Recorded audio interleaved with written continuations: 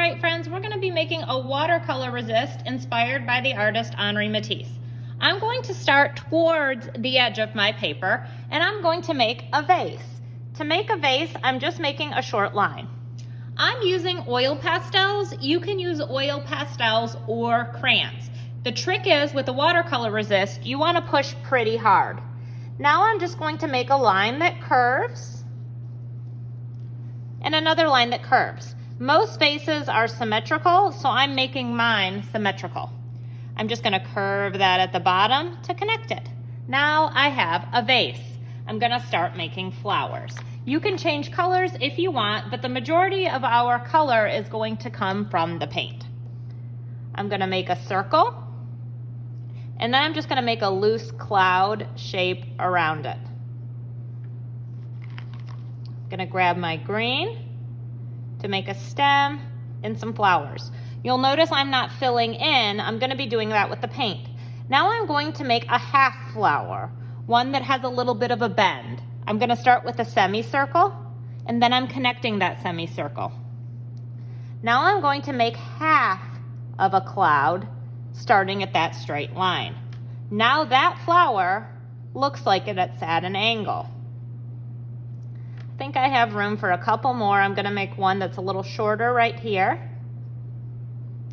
Then that stem will angle over, and I think I'm going to have one kind of hanging over the side here. I did a little bit out of order there. I forgot my circle, but that's okay. Now this one I'm going to connect over to the top. Now I'm going to create the illusion of a room that's receding into space. To do that, I'm going to start with my table. Under my vase here, I'm making an oval. Mine runs off the page, and that's totally fine. I'm going to give it legs. All right, now comes the part that can get a little bit tricky. I'm going to start not at the edge of my paper, but maybe 2-3 fingers over. And I'm going to make a line that goes from the top to right about at the top of my table. You don't want it to go way down. You want it to be above your table line. Now from there, I'm going to make a diagonal line that goes from that line to the edge of the paper. So a diagonal line, it angles down.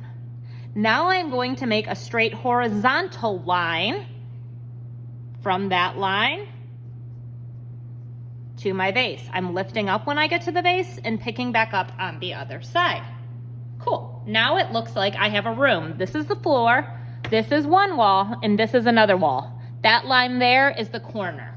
I'm going to make patterns on my art now. Maybe I will make concentric circles happening on my table. Maybe I'll make spirals on my floor. I can do lines on my wall. Maybe I'll do polka dots on this wall. I kind of like how it hides the flowers a little bit. It'll make my viewer be a little more interested. Maybe some stripes on the vase. And now I'm ready for watercolor paint. All right, friends, I have some watercolor paint and water. The trick with watercolor paint is you need to wake it up. So I'm putting my paintbrush into the water, and now I'm gonna pick my color. I think I want this light blue. I'm adding water until I have a little puddle in my paint. I wanna stir it around so that color loosens up and gets onto my paintbrush. I think I'll make a blue vase. I'm using my paintbrush like it's a ballerina. Ballerinas always dance on their tiptoes. This is the tiptoes of my paintbrush. They never ever scoot around on their bottoms because nobody wants to go to the booty scooting ballet. Now, my friends, I'm going to rinse my brush and choose a new color. I think I will have a green table. Again, I'm waking up my paint by stirring, adding water and stirring. When I'm doing this, the oil pastel and the watercolor are resisting each other. They move away and the pastel or crayon shows through. Oil pastels and water don't like each other. They are not friends, and when they get near each other, they run away. So it's fine to overlap because they just separate themselves. I think I will do this kind of bluish purple indigo on my flowers. Now when I'm using watercolor, sometimes my paintbrush starts to look dry and scratchy when it touches the paper.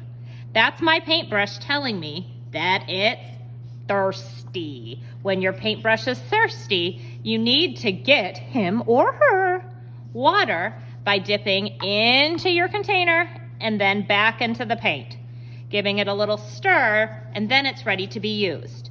So you always want ballerinas on tiptoes and never ever thirsty paintbrushes.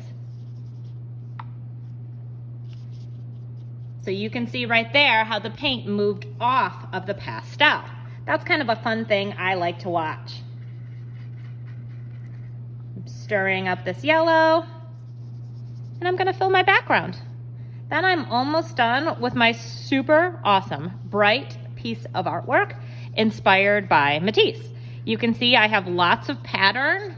I'm showing the illusion of depth. Depth is when something is deep, and I created that by making these lines to show the room.